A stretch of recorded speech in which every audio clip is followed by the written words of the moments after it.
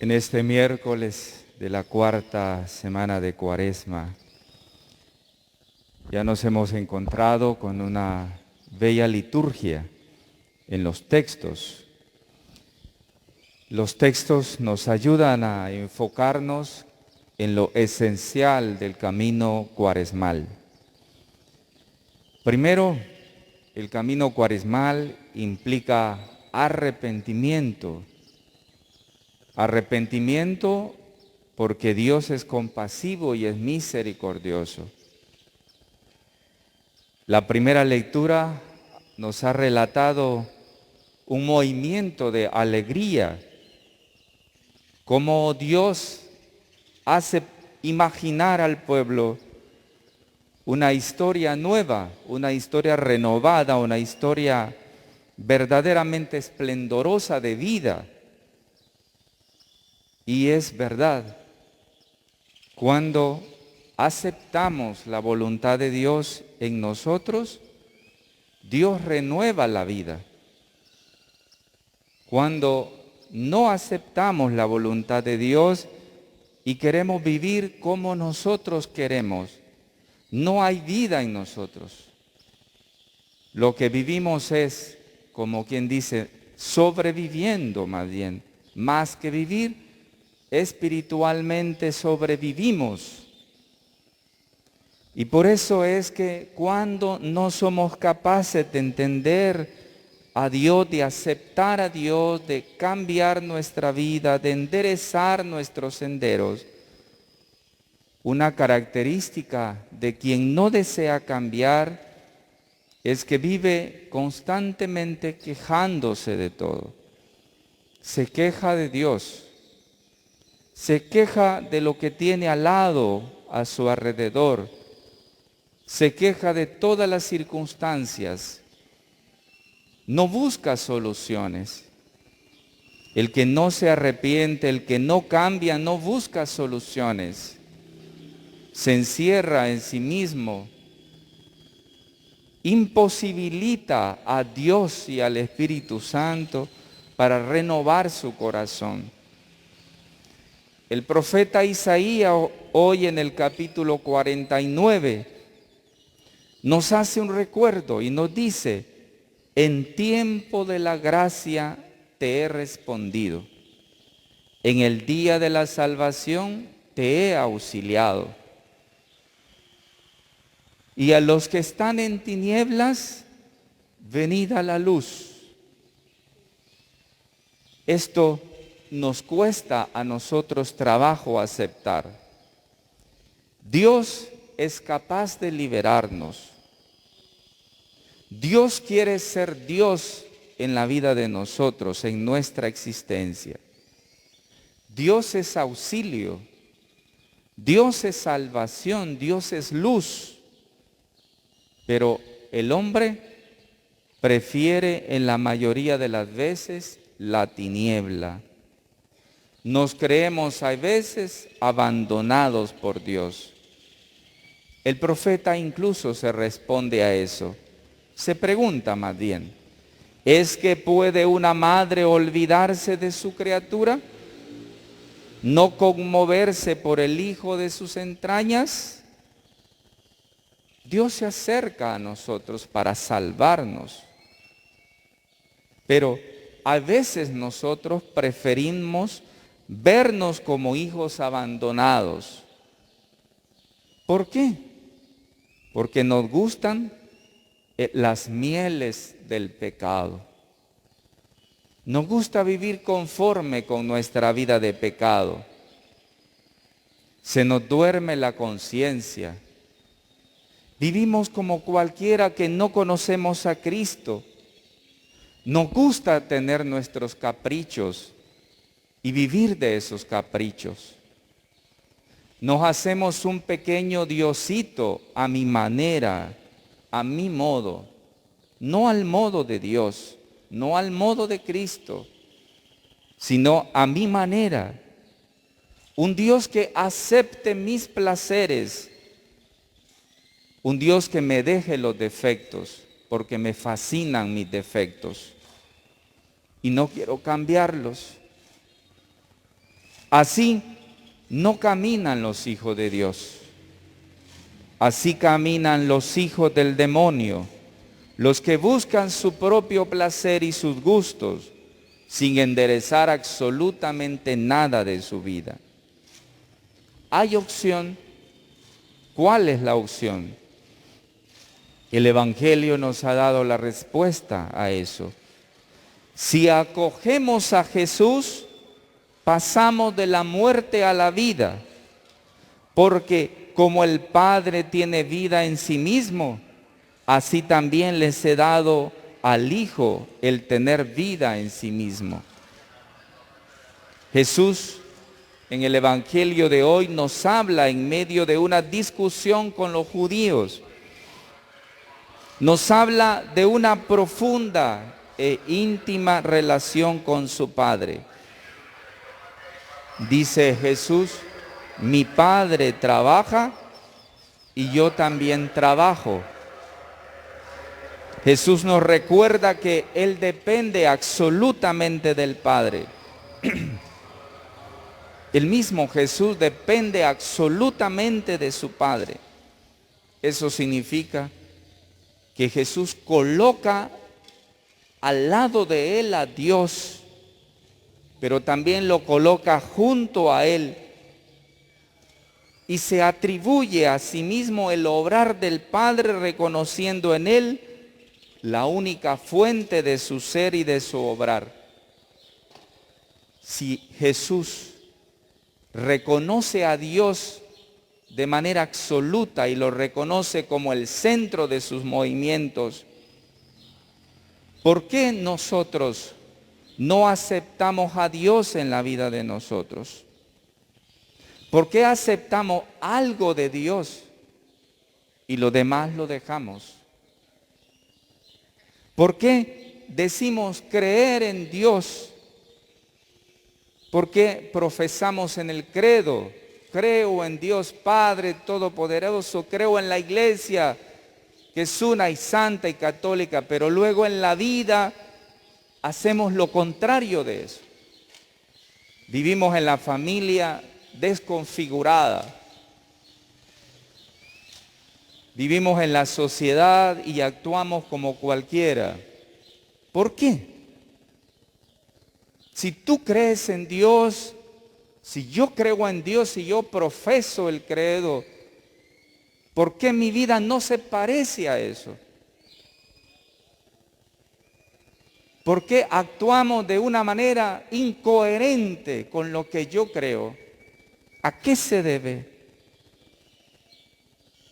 El mismo Jesús nos enseña que Él ha venido a hacer la voluntad de su Padre y nos recuerda la absoluta relación de amor entre Él y su Padre. Nada hace sin su Padre. ¿No tendría que ser lo mismo en la vida de nosotros?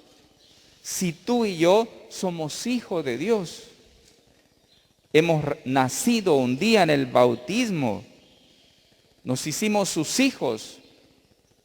¿Por qué al ser sus hijos no actuamos conforme a esa condición? ¿Qué debemos hacer entonces? ¿Hacia dónde debemos ir? Quien acoge entonces a Jesús tiene la vida. La respuesta es Jesús. Si lo acojo de verdad, tengo la vida. La lógica entonces me enseña que quien no acoge a Jesús de verdad no tiene la vida, tiene la muerte. Y por eso las señales de mis actitudes son señales de muerte. Cuando somos mentirosos o mentirosas, cuando engañamos a los demás, cuando no vivimos los valores correctos del Evangelio, cuando hacemos nuestros gustos, nuestros placeres, estamos caminando en la muerte, no en la vida. ¿Cuáles son las obras del Padre que Jesús refleja en su ministerio? El Evangelio hoy ha sintetizado podríamos decir, dos obras. Una, resucitar a los muertos, o sea, dar vida en plenitud.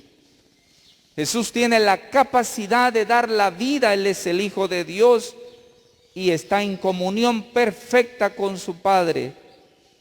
Él puede darnos la vida en plenitud. Si tú la acoges, Dios te va a dar vida en plenitud. Pero si no lo aceptas, vas a vivir en la muerte siempre. La segunda obra es ejercer el juicio, o mejor, hacer justicia en el mundo. Es decir, Jesús tiene la capacidad de darte a ti y a mí la vida eterna, o abrirte el canal para que por nuestra actitud nos condenemos, nos perdamos, porque somos libres para decidir. A nosotros se nos olvida eso. Se nos olvida que depende cómo actuemos, así va a ser nuestro final. A nosotros se nos olvida que Dios es la plenitud, es la vida. Pero si no soy sincero en el seguimiento con el Señor, puedo perderme, no solamente en esta tierra, sino perderme después de la muerte, es decir, condenarme. A mí se me olvida eso. Cuando peco, y se me olvida que mi pecado me puede condenar. Y que el pecado es siempre más grave cuando yo sé que es pecado y lo realizo una y otra vez. Es diferente el pecado.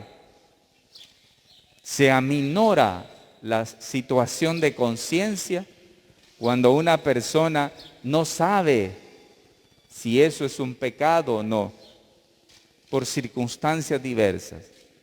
Pero cuando alguien conoce que es pecado y que no es pecado, ha escuchado la palabra de Dios a menudo y vuelve sobre un pecado una y otra vez, el pecado se agrava. Y entre más veces cometemos ese pecado, más grande es la posibilidad de condenarnos, de perder el cielo, de perder a Dios en la vida de nosotros. Eso se nos olvida. Creemos que porque estamos en la iglesia o tenemos una pastoral, un trabajo, un ministerio, porque vamos a la celebración de la palabra o a la misa, creemos que eso nos es suficiente. No es verdad. Recuerden que posiblemente las prostitutas se nos adelanten en el reino de los cielos. ¿Nos los ha recordado Jesús? Muchos estamos en la iglesia, pero nuestras conductas son sucias, son feas, y no reflejamos lo que aquí venimos a vivir.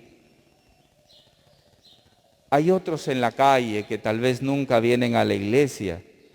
A veces nos dan más ejemplo que los que estamos dentro. Por eso, con razón, Jesús nos recordaba que posiblemente las prostitutas se nos iban a adelantar en el reino de los cielos. El Padre ha dado a Jesús sus mismos poderes, los poderes de darnos la vida en plenitud y el poder también de darnos la libertad de elegir entre la vida y la muerte, entre la vida eterna en el cielo o la condenación eterna. Jesús es Dios. Él puede comunicar la vida auténtica si así se lo permitimos. Por eso, de esa manera en esta liturgia de hoy, llegamos así al núcleo de este día. Jesús declara abiertamente que quien lo acoge y cree en Él, acoge al Padre y pasa de la vida a la muerte, de la muerte a la vida, perdón. El versículo 24 dice, en verdad te digo, el que escucha mi palabra y cree en el que me ha enviado tiene vida eterna.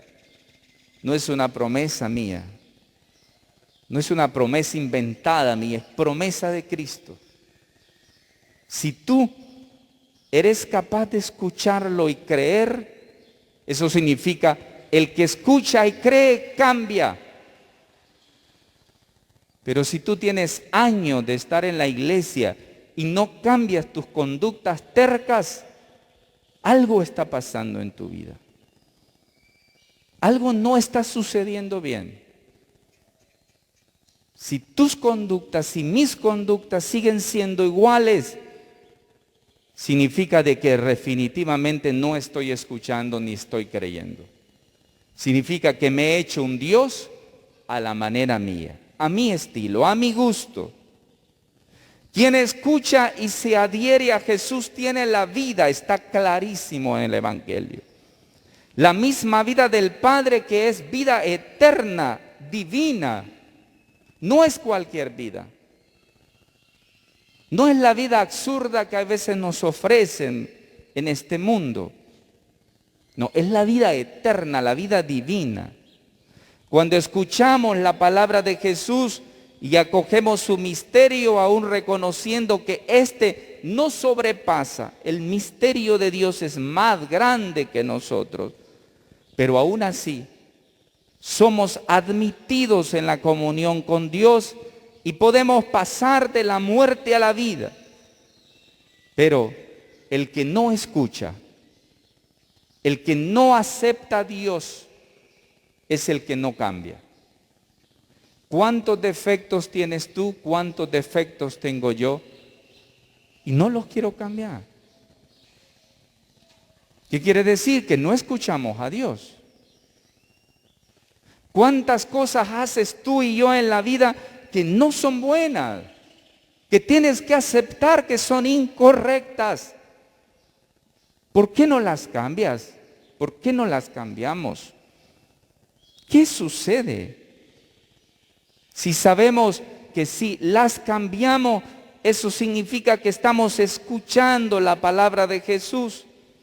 Estamos acogiendo su misterio, aún sabiendo que es superior a nosotros ese misterio. Quien no escucha entonces es el que no cambia. Pero ¿cuántos somos los que escuchamos entonces de repente a medias? Nos llamamos cristianos, pero somos cristianos nominales, de nombre. Pues escuchamos, pero luego vivimos como queremos. Mentimos a Dios. Y no tenemos vergüenza incluso de mentirle a la gente también. Mentimos a veces a la iglesia. Cuando el trabajo que nos corresponde hacer como sacerdotes, como religiosas, como laicos comprometidos, como ustedes que son catequistas, cuando ustedes en su trabajo como catequistas mienten al sacerdote, a la iglesia, a su gente, ustedes están cometiendo un pecado gravísimo en su vida. Una catequista no puede mentir. Una catequista tiene que vivir en la verdad, tiene que dar testimonio para que pueda enseñar al que es la verdad, que es Cristo. Si no, su vida es una auténtica contrariedad del Evangelio. Igual así, cualquier otro que tiene un compromiso, un delegado, un animador de comunidad juvenil, de la infancia misionera, una persona que está en pastoral de enfermo o ministro extraordinario de la comunión o extraordinaria de la comunión, que no vive en la verdad, contraría el Evangelio y comete un pecado grave contra la Eucaristía. Por eso es importante que escuchemos y recordemos lo que dice el versículo 24 nuevamente. En verdad les digo, quien escucha mi palabra y cree en él que me ha enviado, tiene vida eterna y no incurre en juicio. Quiere decir, podrá salvarse, podrá tener la vida eterna. ¿Qué quiere decir? También que si no escucho la palabra, si no creo en Cristo, es decir, si no cambio, voy a condenarme. Se nos dice entonces que la condición para vivir plenamente es la acogida existencial que le damos a la palabra de Jesús, palabra eterna en quien el Padre se nos ha dado plenamente, para que tengamos la vida de hijos, su misma vida, como ya nos lo recuerda Primera de San Juan 3:1. De esta manera, Juan nos está introduciendo ya en el camino pascual. El camino pascual que vamos a celebrar pronto es pasar de la muerte a la vida, acogiendo con todo nuestro ser la palabra de Jesús, el misterio de su persona y todo lo que para nosotros implica entrar en Él. Esto es lo que nos cuesta a nosotros, pasar de la muerte a la vida. Cada uno decidimos nuestro final. Tú lo decides. ¿A dónde quieres ir el día que mueras? Tú lo decides. No lo decide Jesús, no lo decide el Señor. Tú lo decides. Con tus comportamientos, con mis comportamientos, yo decido a dónde quiero ir después de la muerte. Si mi vida no la he cambiado y quiero seguir mi modo antiguo de vivir, sin abandonar al hombre y a la mujer deshonesta, y quiero vivir mi vida oscura, pues el resultado es mi condenación. Pero si quiero vivir como una persona nueva, transparente en Cristo, renovada, con una nueva manera de vivir, escucho la palabra y la acojo, la acepto, y logro que los propósitos de la palabra se realicen en mí, esto hace posible que mi vida sea una oportunidad de salvación. Esta Santa Eucaristía que celebramos juntos solo es una muestra del inmenso amor de Dios por nosotros y de la posibilidad de la vida. La Eucaristía es la vida eterna ya. Y quien comulga de ella tiene que vivir conforme ella en la vida. No puedo comulgar y luego afuera hacer lo que a mí me da la gana. Si yo voy a comulgar y hacer afuera lo que me da la gana, prefiero que no comulgues, porque te condenas a ti mismo. Se comulga la Eucaristía cuando mi vida afuera es correcta, es recta. De lo contrario, no comulgues. Es preferible quedarte sin comulgar. La Eucaristía es signo de vida, de reconciliación, de cambio. Es la antesala del cielo. Por eso, pidámosle al Señor en esta Santa Eucaristía que nos posibilite la gracia de comulgar de manera digna, para que en la vida que estemos y a donde nos desenvolvamos, reflejemos lo que esto significa. Así sea. Amén.